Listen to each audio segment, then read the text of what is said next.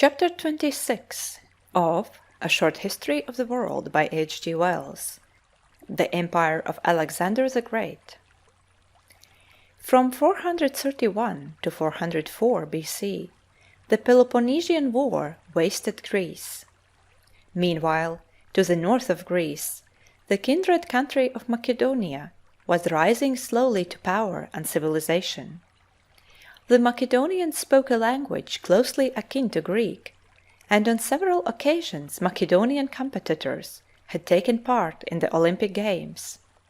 In 359 BC, a man of very great abilities and ambition became king of this little country, Philip. Philip had previously been a hostage in Greece.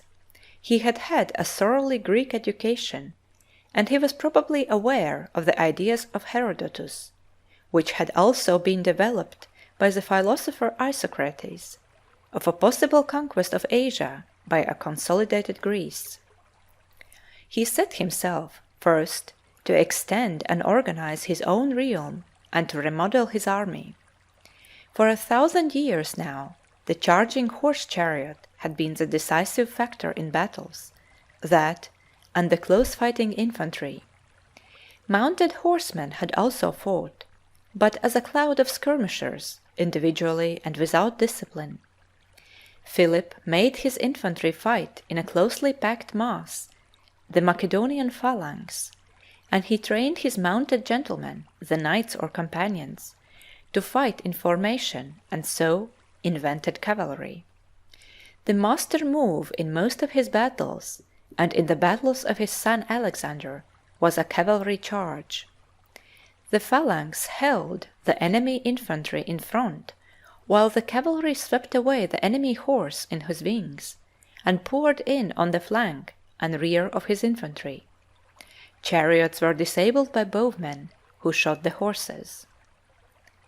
With this new army Philip extended his frontiers through Thessaly to Greece, and the Battle of Chaeronea, 338 BC, fought against Athens and her allies, put all Greece at his feet. At last, the dream of Herodotus was bearing fruit.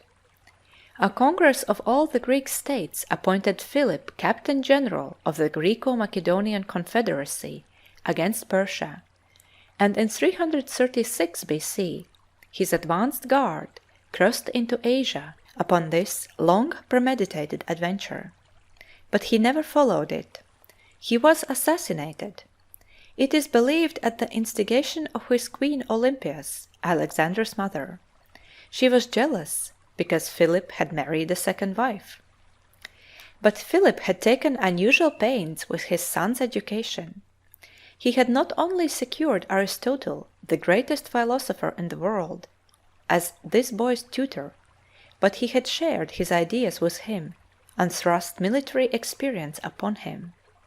At Chaeronea, Alexander, who was then only 18 years old, had been in command of the cavalry, and so it was possible for this young man, who was still only 20 years old at the time of his accession, to take up his father's task at once, and to proceed successfully with the Persian adventure. In 334 BC, for 2 years were needed to establish and confirm his position in Macedonia and Greece, he crossed into Asia, defeated a not very much bigger Persian army at the Battle of the Granicus, and captured a number of cities in Asia Minor. He kept along the seacoast. It was necessary for him to reduce and garrison all the coast towns as he advanced, because the Persians had control of the fleets of Tyre and Sidon, and so had command of the sea. Had he left a hostile port in his rear, the Persians might have landed forces to raid his communications and cut him off. At Issus, 333 BC, he met and smashed a vast conglomerate host under Darius III. Like the host of Xerxes that had crossed the Dardanelles a century and a half before, it was an incoherent accumulation of contingents, and it was encumbered with a multitude of court officials, the harem of Darius and many camp followers. Sidon surrendered to Alexander, but Tyre resisted obstinately. Finally, that great city was stormed and plundered and destroyed. Gaza also was stormed, and towards the end of 332 BC, the conqueror entered Egypt and took over its rule from the Persians. At Alexandretta and at Alexandria in Egypt, he built great cities, accessible from the land, and so incapable of revolt. To these, the trade of the Phoenician cities was diverted. The Phoenicians of the western Mediterranean suddenly disappear from history, and as immediately the Jews of Alexandria and the other new trading cities created by Alexander appear.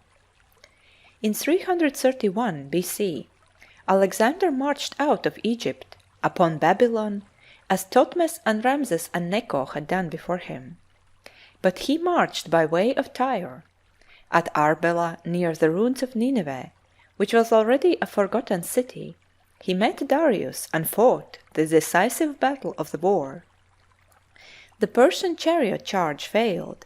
A Macedonian cavalry charge broke up the great composite host, and the phalanx completed the victory. Darius led the retreat. He made no further attempt to resist the invader, but fled northward into the country of the Medes. Alexander marched on to Babylon, still prosperous and important, and then to Susa and Persepolis. There, after a drunken festival, he burned down the palace of Darius, the king of kings. Thence Alexander presently made a military parade of Central Asia, going to the utmost bounds of the Persian Empire. At first he turned northward. Darius was pursued, and he was overtaken at dawn, dying in his chariot, having been murdered by his own people. He was still living when the foremost Greeks reached him. Alexander came up to find him dead. Alexander skirted the Caspian Sea, he went up into the mountains of western Turkestan, he came down by Herat, which he founded, and Kabul, and the Khyber Pass into India.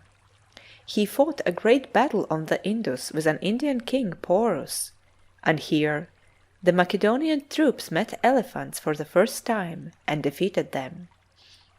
Finally, he built himself ships, sailed down to the mouth of the Indus, and marched back by the coast of Beluchistan, reaching Susa again in 324 BC, after an absence of 6 years. He then prepared to consolidate and organize this vast empire he had won. He sought to win over his new subjects. He assumed the robes and tiara of a Persian monarch, and this roused the jealousy of his Macedonian commanders. He had much trouble with them. He arranged a number of marriages between these Macedonian officers and Persian and Babylonian women, the marriage of the East and West. He never lived to effect the consolidation he had planned. A fever seized him after a drinking bout in Babylon, and he died in 323 BC. Immediately, this vast dominion fell to pieces. One of his generals, Seleucus, retained most of the old Persian Empire, from the Indus to Ephesus. Another, Ptolemy, seized Egypt, and Antigonus secured Macedonia. The rest of the empire remained unstable, passing under the control of a succession of local adventurers. Barbarian raids began from the north and grew in scope and intensity, until at last, as we shall tell, a new power, the power of the Roman Republic, came out of the west to subjugate one fragment after another and weld them together into a new and more enduring empire. End of chapter 26.